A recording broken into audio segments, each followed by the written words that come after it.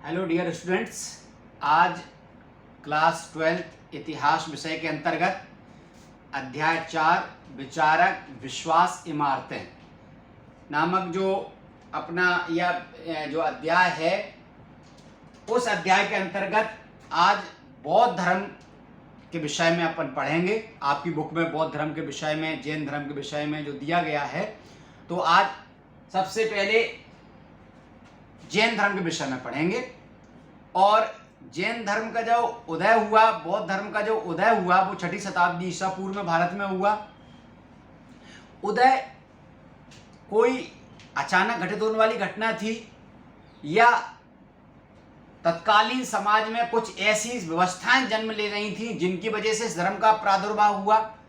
इन सारे विषयों पर यहाँ पर एक चर्चा करेंगे और छोटे छोटे वीडियो बनाएंगे बच्चों। पहले आज जैन धर्म पर चर्चा कर लेंगे, अगले वीडियो में जैन धर्म पर चर्चा कर लेंगे, यज्ञ कर्मकांड पर जो विवाद है उस पर चर्चा कर लेंगे। तो आपको उसमें पढ़ने में बहुत आसानी भी रहेगी और बड़े वीडियो उबाऊ भी नहीं होंगे।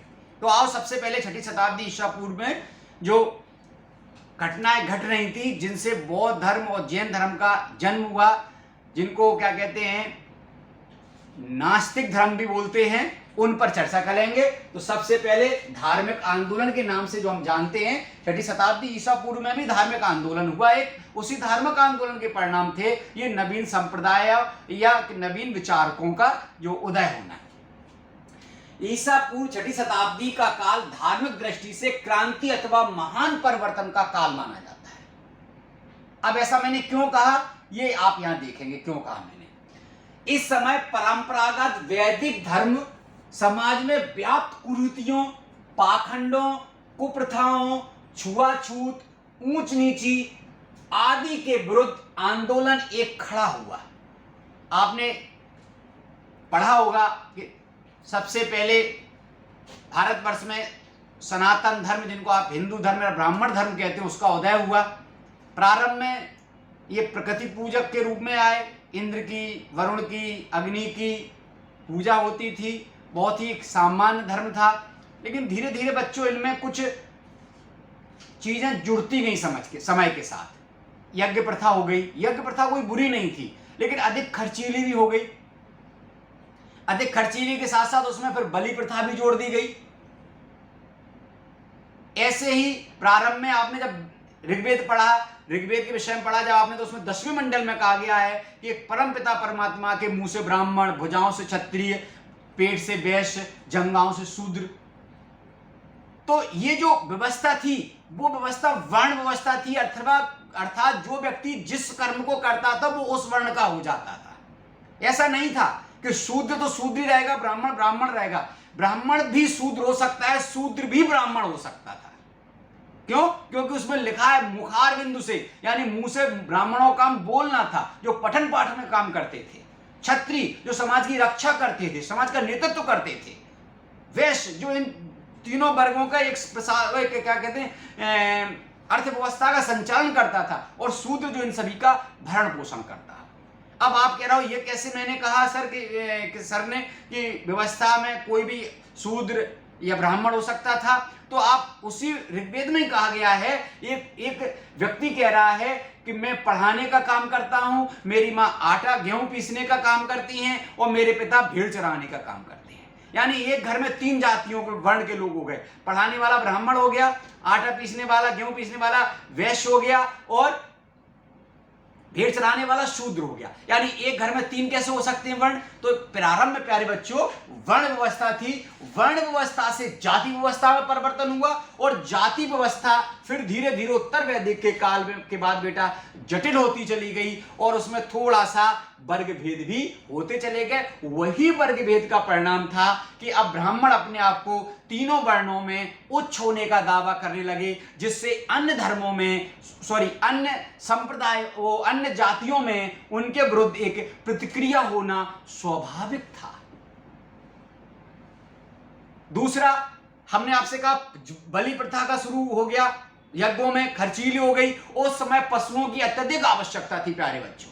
क्योंकि द्वितीय नगरीकरण हो रहा था और द्वितीय नगरीकरण की वजह से लोगों को पशु की धन की अधिक आवश्यकता थी, काम के लिए अधिक आवश्यकता थी। लोहे की खोज हो गई, जिससे क्या कहते हैं आप कृषि के क्षेत्र में हो चाहे आप प्रशासन के क्षेत्र में हो, बहुत तेजी से परिवर्तन हो रहे थे। नए नए राज्यों का उदय हो रहा था, जंगली भूमि को काटकर कृषि भूमि बनाई जा रही थी, इससे एक नए वर्ग का भी उदय हो रहा था। अब आर्थिक रूप से लोग संपन्न हो रहे थे, अब क्षत्रिय और वैश्य भी अपने आप को श्रेष्ठ होने का दावा कर रहे थे।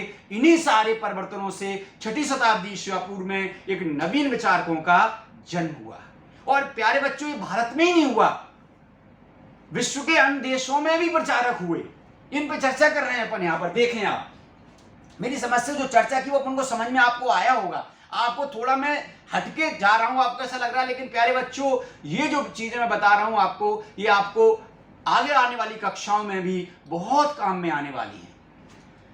हालांकि वैदिक कर्मकांड यज्ञ और उसमें दी जाने वाली पशु बलि की न केवल कड़ी निंदा की गई, वरन मुंडक उपनिषद में, वेरी इंपॉर्टेंट, इसको आप नोट कर लेंगे, मुंडक उपनिषद में यज्ञों को टूटी नौका के समान बताया गया है।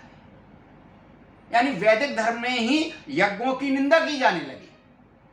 यज्ञ में पशु बलि की निंदा कर रहे हैं वो। ऐसा नहीं कि इसमें भी सुधार की बात नहीं हो रही है, इसमें भी सुधार की बात हो रही थी। आगे ईसा पूर्व छठी शताब्दी में बौद्ध क्रांति के लिए तत्कालीन सामाजिक एवं आर्थिक कारण भी उत्तरदायी थे, जिस पर मैं अभी आपसे चर्चा कर चुका हूं। इस वजह से अब वापस इस पे जाना मेरे लिए पॉसिबल नहीं है।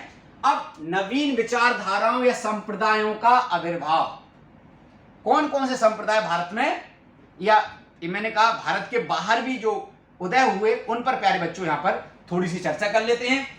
छठी शताब्दी ईसा पूर्व में अनेक विचारधाराओं या संप्रदायों का आविर्भाव हुआ। आविर्भाव मतलब उदय, जन्म, ठीक है ना, जन्म हुआ।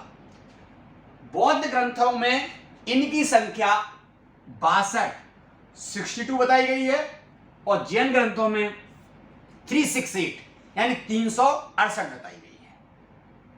जो इस काल में जो संप्रदायों का जन्म हुआ, उनकी संख्या।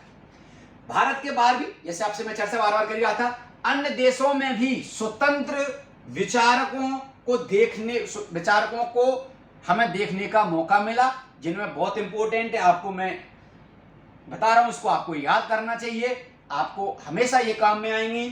चीन में जो जन्म हुआ, कन्फ्यूशियस का हुआ और लाओ त्से का हुआ।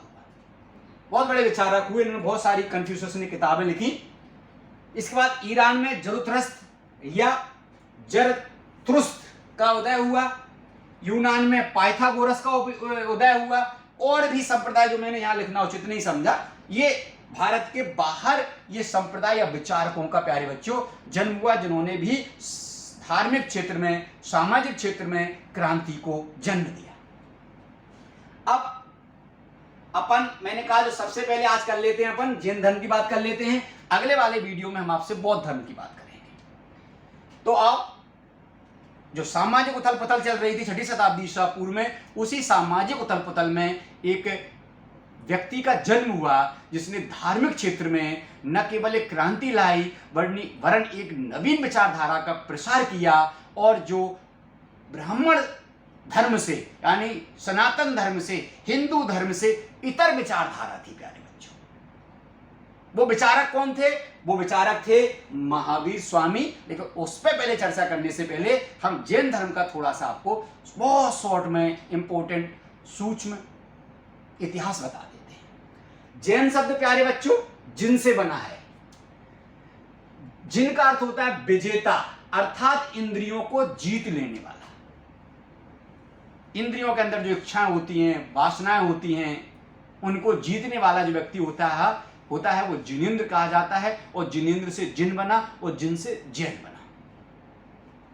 ऋग्वेद में प्रथम जो इनमें 24 तीर्थंकरों की परंपरा रही है। जैन साहित्य में प्यारे बच्चों, जैन धर्म में जो मान्यता है उसमें 24 तीर्थंकरों की मान्यता है। अब तीर्थंकर कौन है ये भी मैं अभी आपको क्लियर करने वाला हूं। 24 तीर्थंकर यानी उनकी 24 देवों की मान्यता है। प्रथम देव ऋषभ देव थे, अंतिम 24वें महावीर स्वामी थे।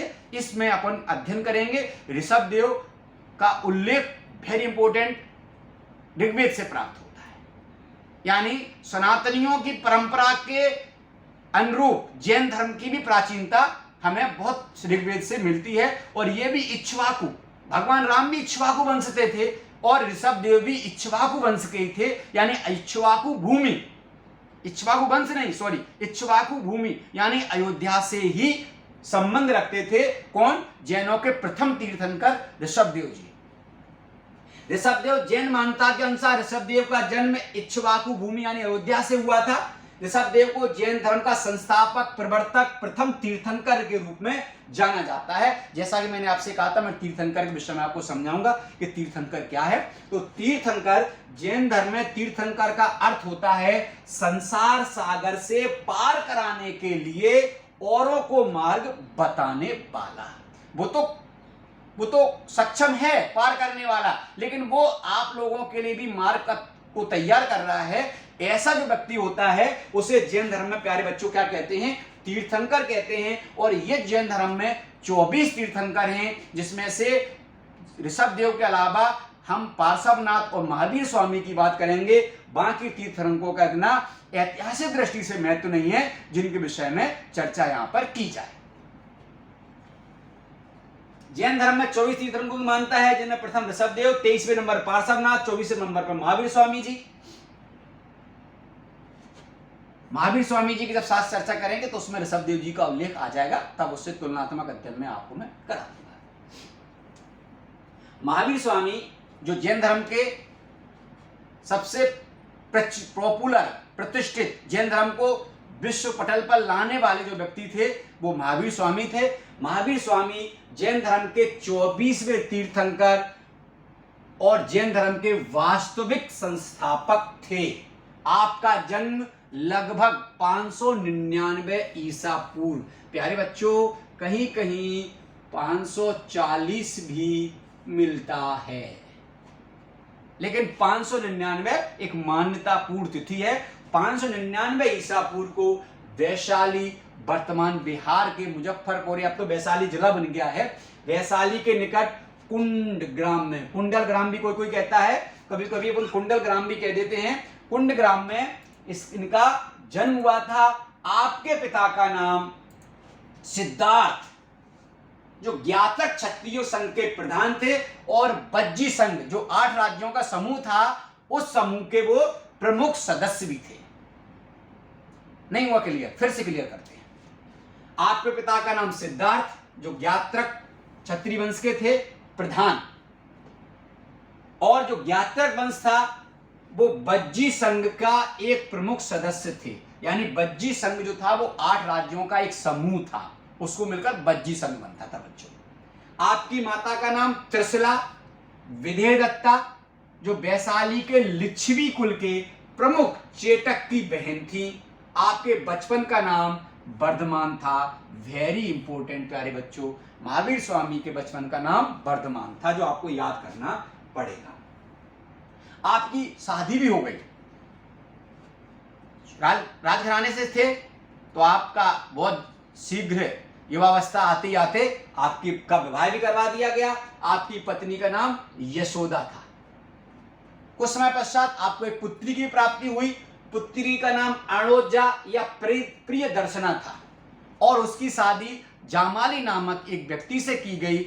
आगे जब हम अगला वीडियो जब लेके आएंगे जैन धर्म में, बौद्ध धर्म में फूट पर जो वीडियो लाएंगे, उस पर हम आपको डिटेल में पढ़ाएंगे कि जैन धर्म में पहला भेद करने वाला व्यक्ति पार्श्वनाथ जी का दामाद, सॉरी ऋषभ देव, इनका महावीर स्वामी का दामाद, जो जामाली की बात कर रहा हूं, वो जामाली ही थे, फूट करने वाले जैन धर्म में। जामाली प्रारंभ में उनका शिष्य बना, किंतु उसने ही जैन धर्म में प्रथम भेद उत्पन्न किया।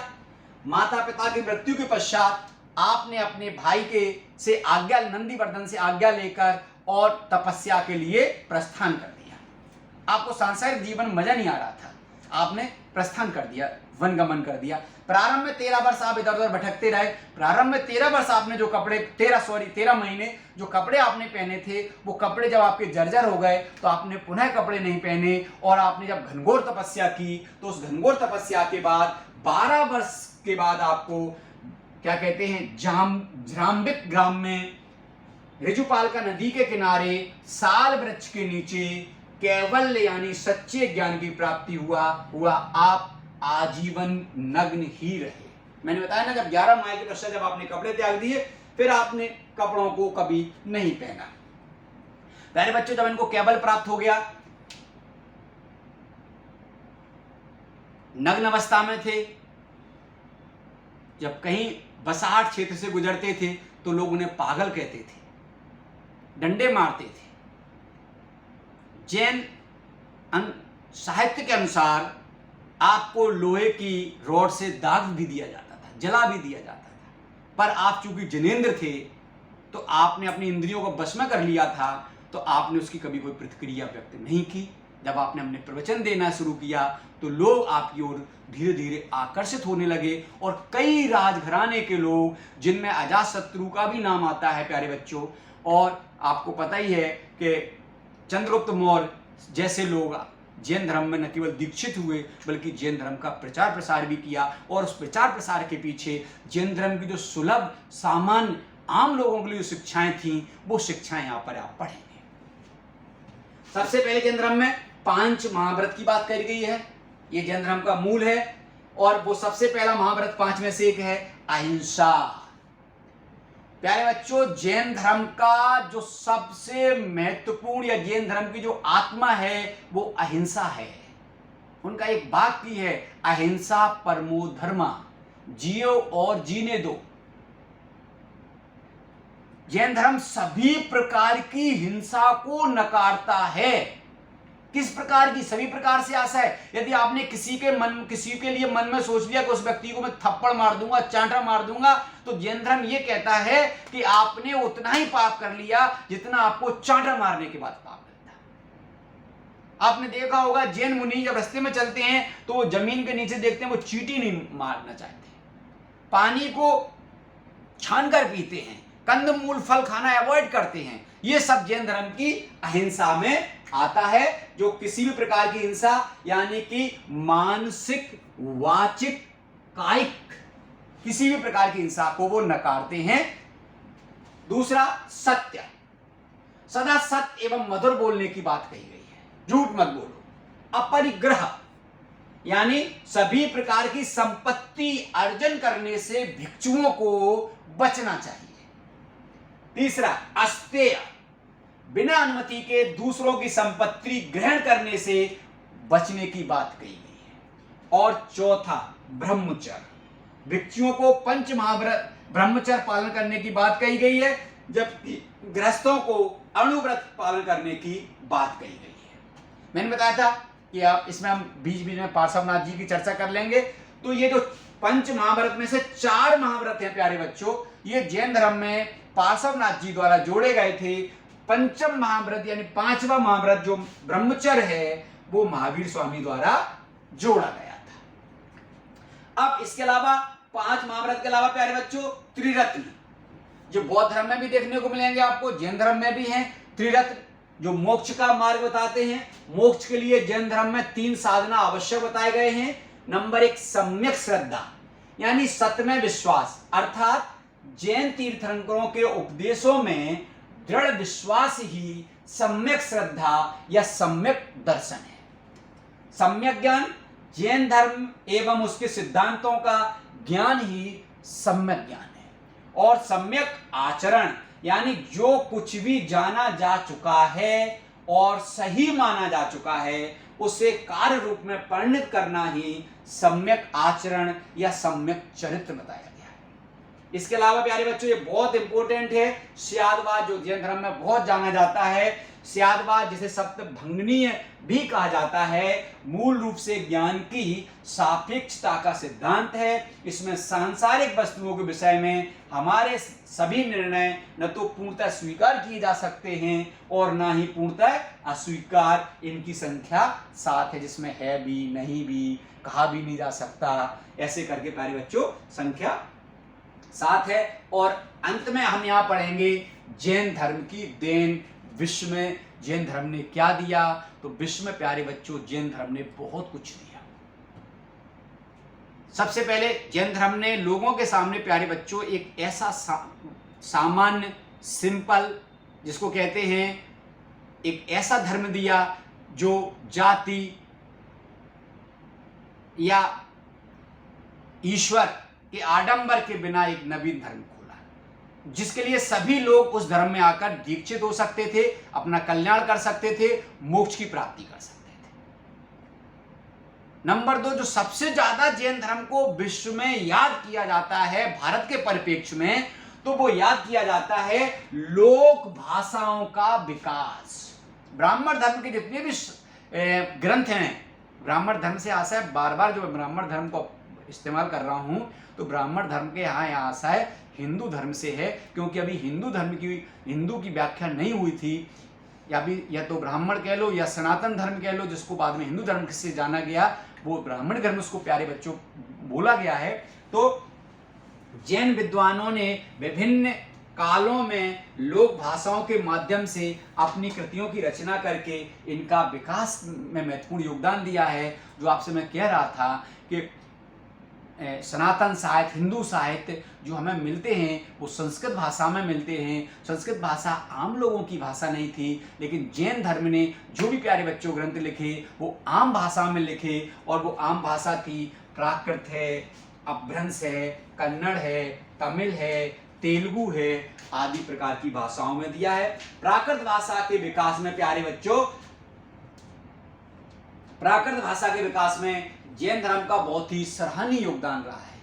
दूसरा पॉइंट प्यारे बच्चों इसमें है वो कला एवं स्थापत्य के क्षेत्र में भारतीय कला के विभिन्न पक्षों का विकास जैन धर्म का विशेष योगदान रहा, जिसमें चित्रकला, उन्होंने विभिन्न जैन धर्मों में, जैन साहित्य में उन्होंने विभिन्न प्रकार के चित्रों को बनाया, जिससे चित्रकला को बहुत प्रोत्साहन मिला। चित्रकला के विषय में बहुत सारी जानकारी प्राप्त हुई प्यारे बच्चों। इसके अलावा स्थापत्य कला और मूर्ति कला के में भी जैन धर्म का बहुत ही अधिक योगदान रहा है, और जिसमें दिलवाड़ा का मंदिर हो, चाहे माउंट आबू का मंदिर हो, चाहे मथुरा से प्राप्त बौद्ध तीर्थंकरों की प्रतिमाएं रही हो, चाहे गुहा स्थापत्य कला हो, यानी चट्टानों को काटकर बनाई गई हो, इसमें सारी जो चीजें हैं वो सुंदर चित्र, जैन मंदिर, जैन मूर्तियां, गुहा स्थापत्य आदि में भी जैन धर्म का विशेष उल्लेखनीय योगदान है माय डियर स्टूडेंट। और अंतिम है समन्वयवादी दृष्टिकोण। जैन धर्मावलंबियों ने अहिंसा एवं सदाचार का प्रचार किया, समाप्ति जीवन का संयमित जीवन का उपदेश भी दिया है। तो इस तरह से बच्चों ये जैन धर्म के विषय में जो हमने वीडियो बनाया था वो पूरा हो गया है। अगला वीडियो बौद्ध धर्म पर आएगा, उसके बाद जैन धर्म बौद्ध धर्म की समानताएं असमानताएं जो बहुत पूछी जाती हैं उसको लेकर आऊंगा। अन्य विषयों को भी मैं लेकर उपस्थित होऊंगा। तब तक पढ़ते रहिए। जय हिंद, जय भारत।